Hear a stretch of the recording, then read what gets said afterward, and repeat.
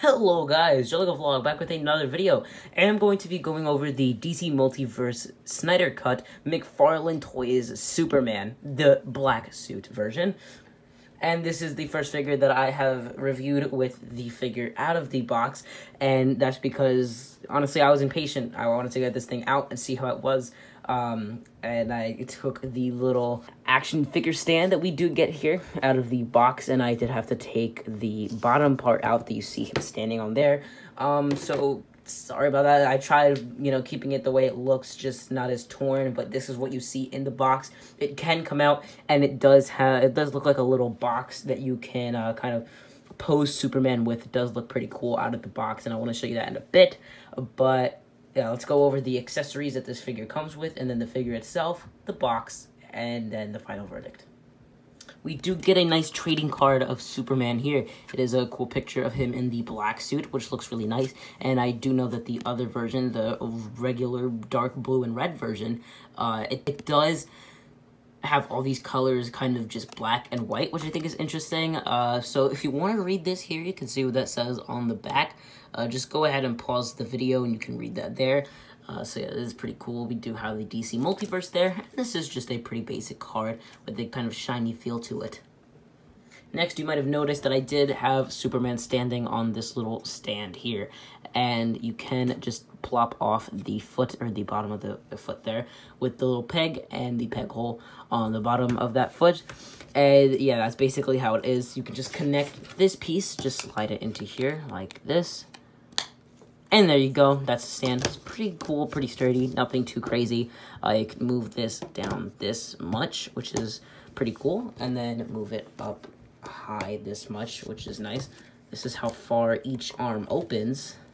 So if I can just do that, there we go. That's pretty good. I feel like that's all you should really need, and then that's what it looks like when it's fully closed. You can rotate this thing fully like that. So if you open it, you just kind of, it's going to be a really basic pose.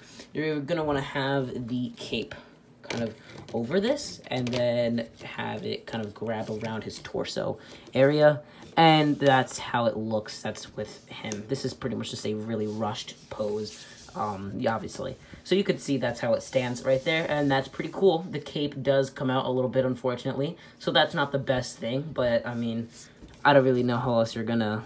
I mostly just have him flying like that, obviously in the Superman pose, which I will show you how to get him into by the end of the video. So, once again, here is the Superman, just at its fullest. This is just what it looks like in the regular pose. And let's take a closer look so you can notice all the special details that was put inside the suit. We do have the fisted hand and then the open hand, which I do think that for this figure, we definitely should have gotten both two fisted hands. You could do a lot more poses with that, and it wouldn't look that weird. I just prefer fisted hands over these like weird open hands, especially when it's just like one. But it's not the biggest thing in the world. We do have the black kind of paint, or what looks to be a really, really, really dark gray, kind of in certain areas. Speaking of gray, this is kind of a midnight bluish gray cape, which is really thick. Like it's pretty, it's pretty heavy. You could see it all like wrinkled and kind of folded under and stuff like that under it, which looks nice. And then if you put the cape like this, in case, I don't know, you want to have them upside down or something, this is what the back looks like. And it doesn't look that bad, doesn't need any painting or anything. We do have these kind of gold lines that go to the front, so that's pretty cool. The waist isn't anything too crazy. It's not like kind of big or, kind of like way too, I guess, padded. I think it's a normal size, and then you see the feet there with these weird colored joints where you can, move the ankles and stuff like that, and it's also on the hands. Doesn't look as weird, but it is a little bit weird how his fists are always up kind of this way.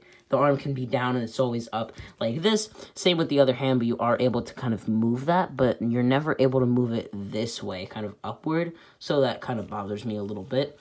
But it's not anything too crazy. You see on the legs, all the sculpting detail, which looks really nice. And let's get on to the head of the figure.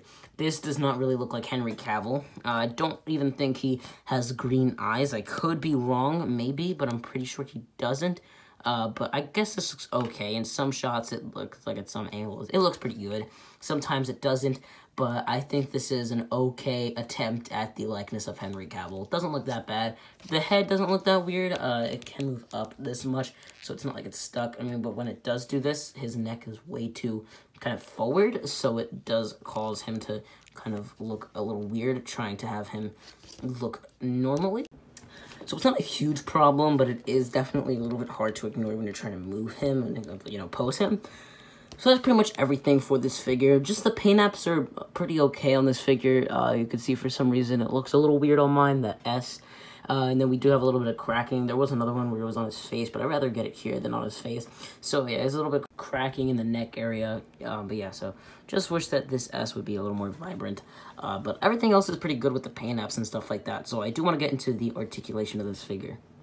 First, starting off with the head, you saw before he can look up this high and look down this low, which is not really that good, but it's not horrible. He can turn his neck side to side really well. It's a little creepy, but cool.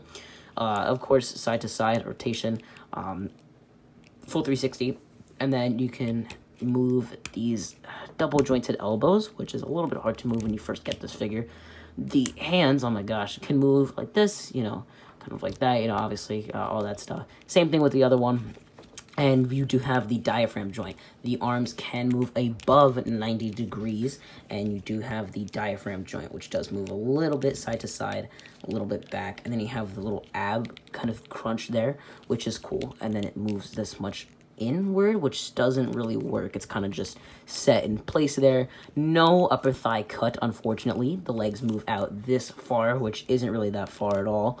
They do kick not really that high, kind of just weird, and then they don't move back, but we do have a double jointed knees as long as ankle articulation as well. Not as long, messed up there, but you do have the ankle articulation as well, and the double jointed knees, which is really nice. So you can move it like that, ankle pivot, stuff like that, all the way over there. Does move up this far and move down that low, so that's pretty cool, along with the other ankle as well. And then just put all these arms down because it does look a little weird. He does have toe articulation, which can move up a lot, which I find really cool. It depends on how you want to pose your figure, but it does look really good, and I actually love that a lot. There is no waist swivel. You kind of just have it for the diaphragm joint, which looks pretty cool, and it's not that bad. And that's pretty much going to do it for the articulation segment. You can move the cape up like this, of course, all the way to the front if you really wanted to do that, and obviously down it moves like that. This is a very hard kind of rubber again, so just keep that in mind. Taking a look at the box, it does look quite a bit torn, but of course that's because of the action figure stand and stuff like that. So you can see this nice artwork on there, and if you do slide it out with taking all the tape off, you can see how it would look when it's all opened up. This one's a little bit stuck here. There we go. So like this all opened up, you can kind of pose Superman like this. Yes, very cool looking. So you can, of course, slide all this cardboard stuff back in. Don't think I'm doing it correctly. So just something like this, just get the general idea. And of course, if you want, for some odd reason, just slide it back in the box. And there we go. This is a pretty big box. It's kind of bulky. You can see the side, the width of it is pretty big. And on the back, we do get a nice spot varnished version of that trading card that we did get before, and a spot varnished version of all the other characters that you do get, or the action figures that you can get. We have Aquaman, Batman, Cyborg, of the Flash, and of course the one that we have now, Superman, even though Batman is in the incorrect suit, but that's for when we get him. So yeah, you can see it does say MCFarlane Toys right at the top, Superman, Justice League right over there. On the side it says Superman, Justice League in blue with the JL 2021, and then, you know, it says 22 at the top, moving parts and stuff like that, letting you know there. So that's pretty cool. MCFarlane Toys at the top, JL 2021, and this is a pretty nice box. So my final verdict, my final thought on this figure, it's pretty good, it's not bad. The accessories with the action figure stand and the little cool trading card that you do get is a nice accessory, and the Superman figure overall is a high quality figure. It doesn't feel like you're getting something cheap, although in some areas it might feel like it, because there is no interchangeable hands and the likeness of Henry Cavill is not really there. But the articulation and everything else is pretty good. The cape is a nice thick kind of you know, rubbery, I guess, material, and it is nice. You can get this figure to pose in very nice positions. like the one I do have now. Of course, you can do many different ones, but this is just the one that I particularly like to have him in, and probably how I'm going to display him. So, for $19.99, $20, I don't think this is bad at all. This does look like a nice figure, and it is very it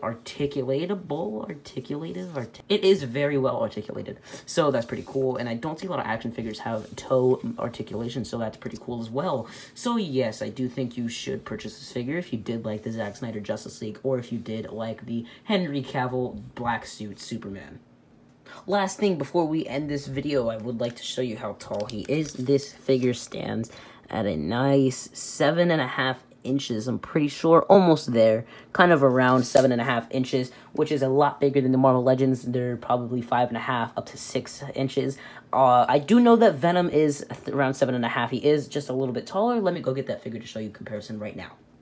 Here he is next to the Marvel Legends movie Venom figure, which again is pretty much 7.5 inches tall, pretty close to it.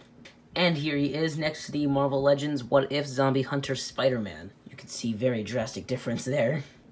And that is the end of the video. Thank you guys so much for watching, and if you enjoyed this action figure content, or just my content overall, be sure to hit the subscribe button and turn on notifications so you can get notified for more awesome videos like this. Comment below what you think about this figure, and if you want me to do more McFarlane or just more action figure reviews in general. Again, thank you guys so much for watching, and I'll see you in my next video. Bye.